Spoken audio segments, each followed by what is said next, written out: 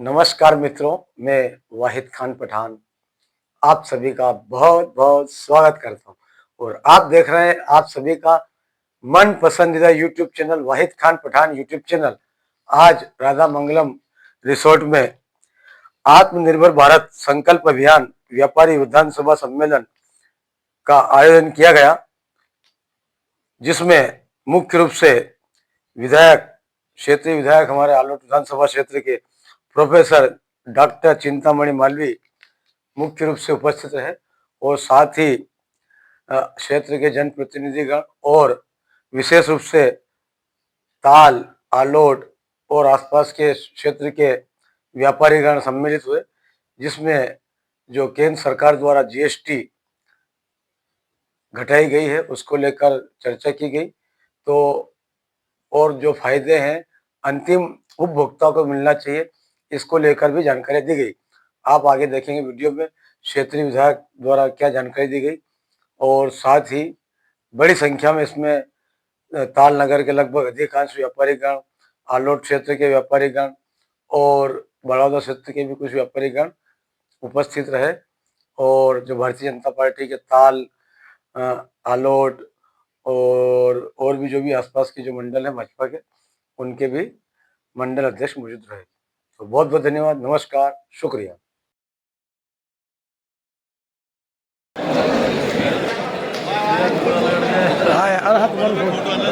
आएगा सबका आएगा, सबका नंबर आएगा यार।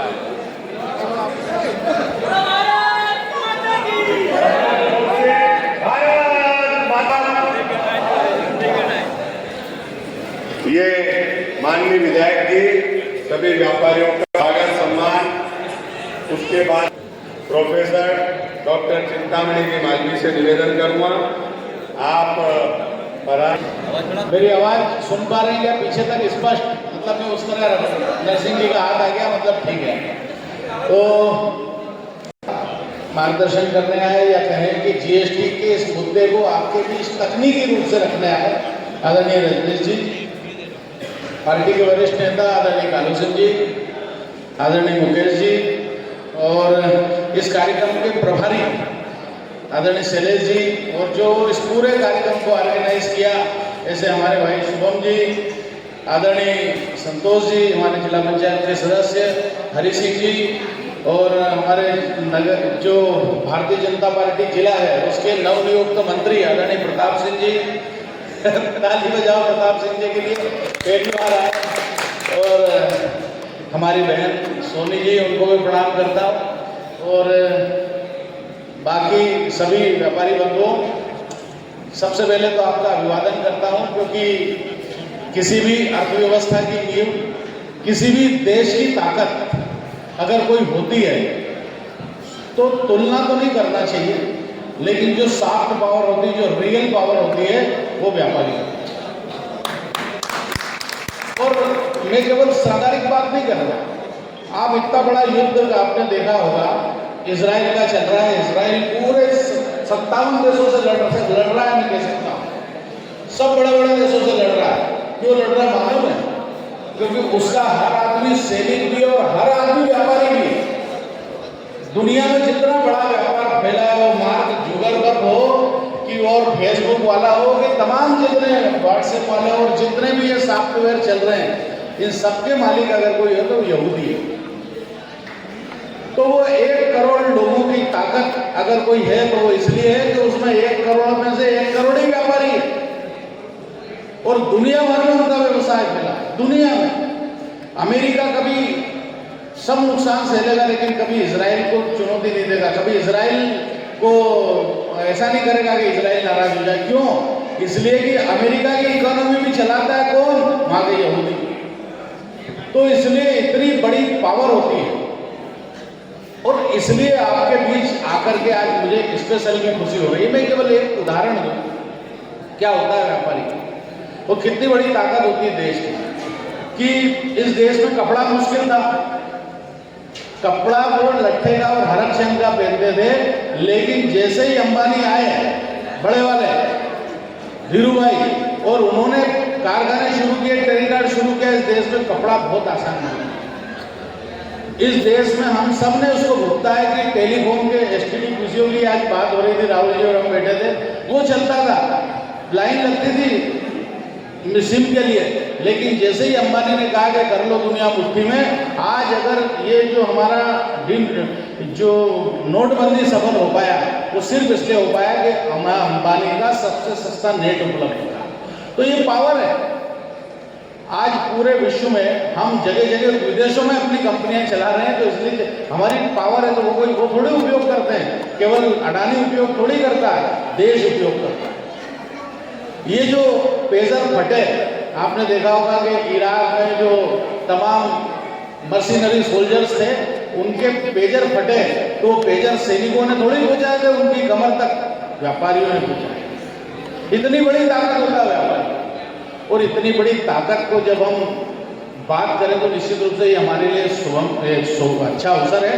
और इसलिए भी है कि मैं इतना बड़ा हो गया और इतने समय से राजनीति देख रहा हूँ, इतने समय से सरकारों को देख रहे हैं, और आप सब भी पहली बार यदि कोई सस्ता हुआ है तो मेरे जीवन काल में तो पहली बार हुआ है कि टैक्स जो है वो 28 से 18% आ गया हो, जो 18% था वो 5% पे आ गया हो, और जो 5% था वो 0 पे आ गया। ये पहली बार हुआ है। सूची तो इन्होंने पढ़ दी होगी, लेकिन पहली बार हुआ है। तो स्वाभाविक रूप से हमारे व्यापारी, भाई भारतीय जनता पार्टी की रीढ़ क्या, व्यापारी, उसकी ताकत क्या, व्यापारी। लेकिन व्यापारी को ये नहीं लगना चाहिए कि यार हमारा नुकसान हो गया या हमको परेशानी हो रही है। तो इसलिए ये इस तरह के आयोजन इसलिए भी हैं कि भाई जो भी आदमी का स्वभाव है कि जो भी वर्तमान रहता है वो उससे सेटिस्फाई रहता है कि यार बदलाव के समर्थन में मैं नहीं हूँ, और व्यापारी को रहता ही नहीं है बदलाव के समर्थन में, जो चल रहा है अच्छा चलना है, बदलाव जो है उसको असहज करता है। इसलिए जब ये बदलाव होने लगे जीएसटी के, तो बहुत लोगों को परेशानी है। लेकिन हम देखते हैं कि ये बदलाव बहुत शुभ काम के लिए हुआ। मैं 2006 में अमेरिका में था, वहाँ जीएसटी लागू है उस समय। तो कोई भी सामान लो, बार कोड से तुरंत 10% पैसा कट के सरकार के पास, कोई बेल्ट लो 10% पैसा कट के सरकार के पास, तुरंत चला जाता था। और यही कारण है कि इतने बड़े टैक्स कलेक्शन के कारण अमेरिका इतना मजबूत है, क्योंकि उसका टैक्स कलेक्शन बहुत क्लियर है। लेकिन जीएसटी के पहले हमारा टैक्स कलेक्शन कैसा था, सारा कागजों पे था, हमको भी परेशानी होती थी।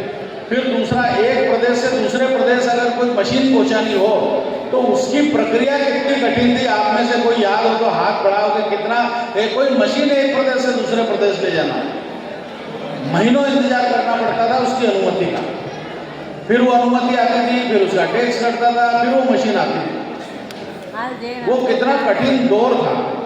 और फिर प्रदेश की सीमाओं पे किस तरह की लंबी लाइनें थी ट्रकों की, किस तरह की समस्याएं थी। और इसलिए जीएसटी का लाना ये केवल सरकारों की इच्छा नहीं थी, ये व्यापारियों की इच्छा थी। और जब भी कोई परिवर्तन आता है तो हमको लगता है कि यार काम पहले वाला अच्छा था, कहाँ कंप्यूटर लिया है यार, वो पहले ही टाइपिंग अच्छी थी, कहाँ ये हो गया। लेकिन जब कंप्यूटर आ गया तो कंप्यूटर से हम ज़्यादा सुविधा में हुए। कोई भी बात जो नहीं आती है वो ज़्यादा सुविधा की होती है। मैं जीएसटी की बात करूं क्योंकि आज हम खड़े इसलिए हैं कि पहली बार कोई सरकार अपना टैक्स कभी कम नहीं करती, बढ़ाती है, लेकिन इतना बड़ा स्लैब में अंतर किया, इसलिए सरकार जो धन्यवाद की भागी है। अब थोड़ी सी तकनीकी परेशानी आती है कि साहब हमारे पास जो माल पड़ा है उसका कैसे करेंगे, तो उसका प्रक्रिया दी हुई है, उसका आपको रिएम्बरेंस हो जाएगा, और दूसरी प्रक्रिया उसका हो जाएगा। लेकिन जीएसटी की व्यवस्था इतनी अच्छी की है। पहली बात तो यह है कि जीएसटी केंद्र सरकार नहीं लगा रही। जब भी कोई आर्थिक परिवर्तन करना होता है तो उसको लिए संसद में बिल लाना पड़ता है। अगर टैक्स बढ़ेगा तो संसद में बिल आएगा, अगर खर्च के लिए पैसा चाहिए तो संसद में बिल आएगा। लेकिन जीएसटी को ऐसा फूल प्रूफ बनाया है कि उसके लिए संसद में जाने की जरूरत नहीं किसी भी काम के लिए। क्यों नहीं है? देखो अभी संसद में क्या हुआ, प्रधानमंत्री ने, वित्त मंत्री ने घोषणा कर दी, जीएसटी परिषद की बैठक हुई, घोषित हो गया। कोई भी आर्थिक काम जेल हो जाए अगर आर्थिक काम में बगैर संसद या बगैर विधानसभा की अनुमति के कर दिया तो। लेकिन ये जीएसटी में क्यों संसद में जाने की जरूरत नहीं? इतनी फुल प्रूफ इसको बनाया है कि प्रत्येक राज्य का मुख्यमंत्री या वहाँ का वित्त मंत्री वो उसका मेंबर है, केवल केंद्र सरकार नहीं लगा सकती। और केंद्र सरकार के अपने प्रतिनिधि, और वो जब चाहे बैठ सकते हैं, जब चाहे फैसले ले सकते हैं, जब चाहे बदल सकते हैं। कांग्रेस के कई लोगों ने आरोप लगाया जीएसटी ऐसा कानून बनाया कि 80 बदल करने पड़े, लेकिन बदल जो है वो जीवन का चिन्ह है, बदल जो है वो श्रेष्ठता का चिन्ह है। जितनी बार आप आसानी से बदल सकते हो उतनी बार आप श्रेष्ठता की तरफ जा सकते हो। यार ये ठीक नहीं, इसको ठीक करो, ऐसा हो जाएगा, ये ठीक नहीं, इसको ठीक करो, ऐसा हो जाएगा। और पता है इस जीएसटी के कलेक्शन के बाद देश कितना मजबूत हुआ। आज भारत का बजट 50 लाख करोड़ का, और उसमें से 22.8 लाख करोड़ का कलेक्शन केवल जीएसटी का, यानी करीब 50% हमारे देश का कर केवल जीएसटी से जाता है, और वो छोटी छोटी जेब से जाता है, वो छोटे छोटे उससे जाता है, मतलब सीधा किसी से लिया नहीं जाता इतना बड़ा। और इसी कलेक्शन के कारण, जैसा रजनीश जी कह रहे थे कि आज हम इतना सारा हथियार हम अपना देश में बना रहे हैं, आज 90% हथियार हम बाहर से नहीं मंगाते, अपने देश में बना रहे हैं। तो इसलिए बना रहे हैं क्योंकि जीएसटी जैसा एक सहज, एक सरल व्यवस्था, और इसलिए इस सरल व्यवस्था को समर्थन की जरूरत है। फिर दूसरा, केवल ये नहीं कि हम हथियारों में हम इतने शक्तिशाली हो गए, देश अगर चौथी सबसे बड़ी अर्थव्यवस्था बनाए, फ्रांस को भी पीछे छोड़ करके, तो इसलिए बनाए कि जीएसटी जैसा एक सरल कर संचयन का कानून है। कर की व्यवस्था, टैक्स की व्यवस्था जितनी अच्छी होगी उतना ज़्यादा देश मजबूत होगा, उतना ज़्यादा लोकतंत्र मजबूत होगा। हम पढ़ते हैं हमारे प्राचीन ग्रंथों में, क्योंकि मुझे ही बोलना है, इसके बाद अपन सीधा भोजन ही करेंगे, 5-7 मिनट और अपनी बात रखूँगी तो आपका आना वो हो जाएगा। कर कैसा होना चाहिए, टैक्स कैसा होना चाहिए, तो चाणक्य ने उस समय कहा था कि टैक्स ऐसा होना चाहिए कि जैसे सूरज जो है वो कब पानी ले लेता है पता नहीं चलता, लेकिन बारिश के रूप में जब लौटाता तो सबको पता चलता। आप में से कभी देखा कि नदी नाले जो कम होते तो कब कम हो गए पता चला, कब पानी जो है वाष्प बन के ऊपर चल गया पता चला। ऐसी टैक्स की व्यवस्था होना चाहिए, और ऐसी ये जीएसटी की व्यवस्था है कि जब हम टैक्स लेते हैं तो पता नहीं चलता, किसी ने 100 रुपये का सामान लिया जीएसटी लगा, 1000 रुपये का सामान लिया जीएसटी लगा, पता नहीं लगा, लाख रुपये का सामान लिया जीएसटी लगा, पता नहीं चलता। लेकिन जब उसके बदले में देश में जब सड़कें बन रही होती है, उसके बदले में जब देश की सेनाएं मजबूत होती है, उसके बदले में देश में जब अमन और शांति होती है, उसके बदले में जब देश तीसरी और चौथी अर्थव्यवस्था बनता है, तब हमको पता चलता है। तो ये आदर्श टैक्स की व्यवस्था जैसी हमारे शास्त्रों ने बताई है, वैसी व्यवस्था ये जीएसटी है।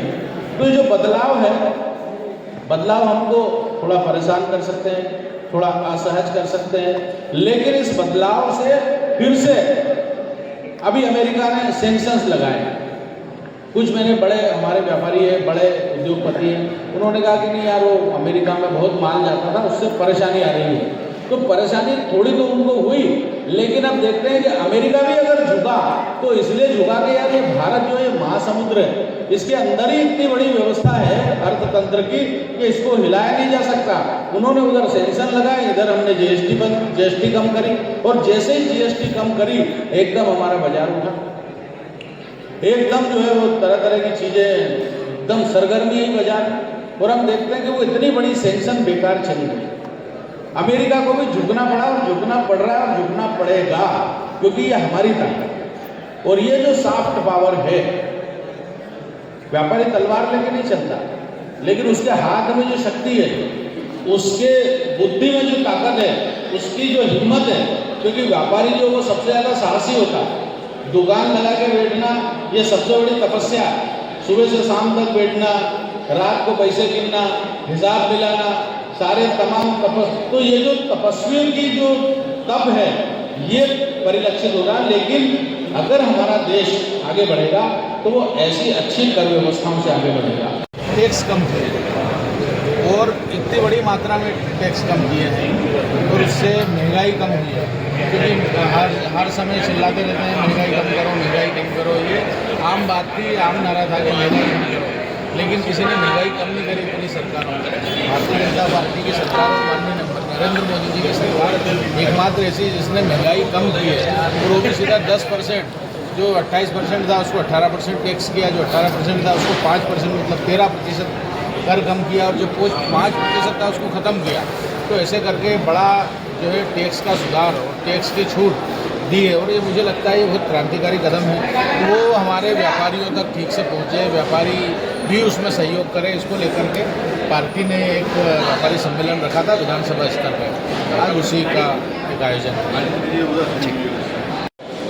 इस भारतीय जनता पार्टी तारालोट विधानसभा क्षेत्र के तहत भाई शुभम राठौर के नेतृत्व में जो तालमंडल द्वारा इस गोष्ठी का आयोजन किया गया है, मैं उसके लिए आप सभी का बहुत बहुत आभार व्यक्त करता हूँ, अभिनंदन करता हूँ कि आज आप सभी व्यापारी जन जो ताल आलोट के क्षेत्र के हैं, हर वर्ग से संबंधित है, वो यहाँ पर बड़ी संख्या में उपस्थित हुए हैं।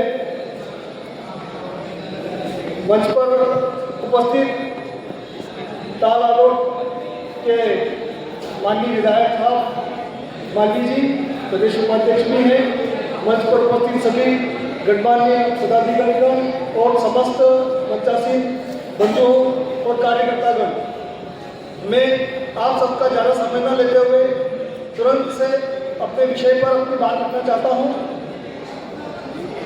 कि आज का इस गोष्ठी का, इस वार्तालाप का विषय है आत्मनिर्भर भारत और जीएसटी 2.0।